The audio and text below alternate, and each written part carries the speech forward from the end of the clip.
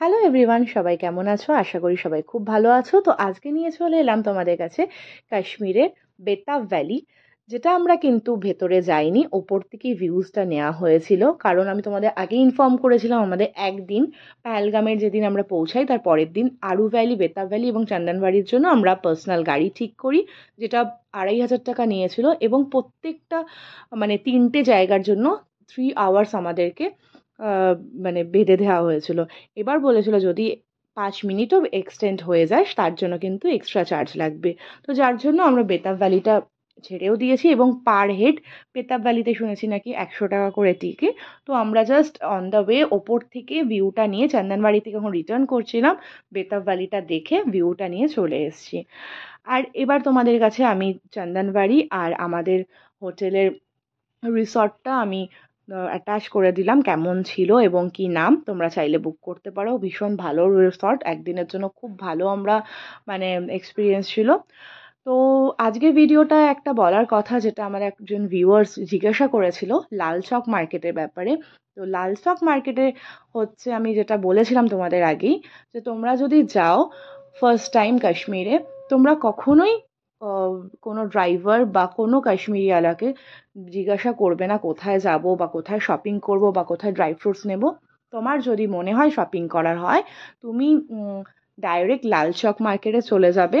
আমি বলছি শ্রীনগর থেকে আমরা শুনে নিয়েছিলাম যে 1 নম্বর বাস ছিল, রেড কালারের বাসগুলো চলে, এসি বাস, যেটা 1 নম্বর, সেটা হচ্ছে শ্রীনগর টু লালচক যায় এবং লালচক টু শ্রীনগর ব্যাকের জন্য 11 নম্বর বাসগুলো চলে।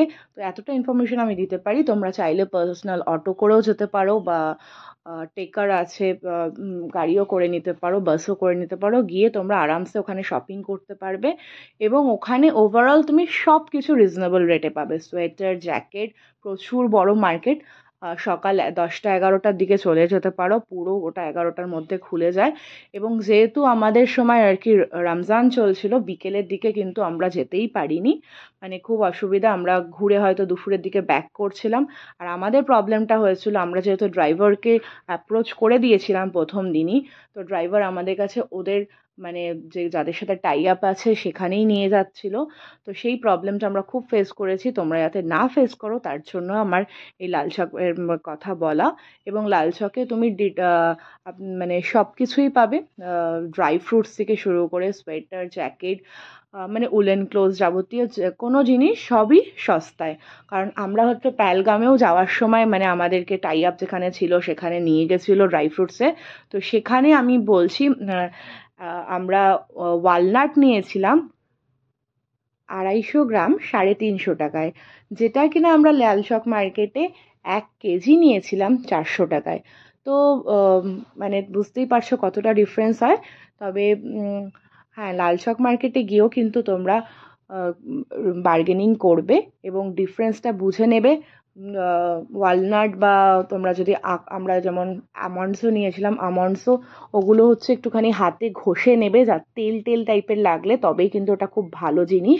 তো তোমাকে ডিফারেন্সটা দেখে বুঝে নিতে হবে। আর হ্যাঁ, লাল চকেও একটুখানি বার্গেনিং করতে হয়, তবে কি অনেক রিজনেবল রেটে, এবং তুমি যাবতীয় সব জিনিস পাবে, সেটা সোয়েটার থেকে শুরু করে জ্যাকেটস এবং গিফটেড আইটেম বলো। আর এদিকে ড্রাই ফ্রুট সব কিছু ভালো পাওয়া যায়। তো আমাদের হাতে একদম সময় ছিল না, আমাদের ড্রাইভার মানে অনেক জোর জবরদস্তি করার পর ফেরার দিন আমাদের নিয়ে গেছিল, যেখানে আমাদের ফ্লাইট ছিল 4টের সময়।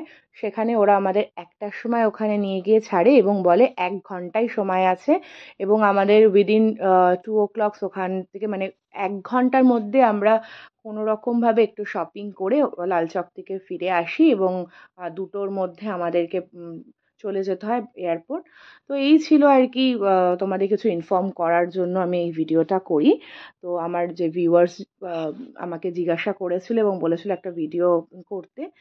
তো কেমন লাগলো এই ভিডিওটা অবশ্যই কমেন্টে জানিও, ভালো লাগলে একটা লাইক শেয়ার সাবস্ক্রাইব করতে ভুলো না, এবং কিছু আমায় জিজ্ঞাসা করার থাকলে অবশ্যই কমেন্টে জানিও। টাটা।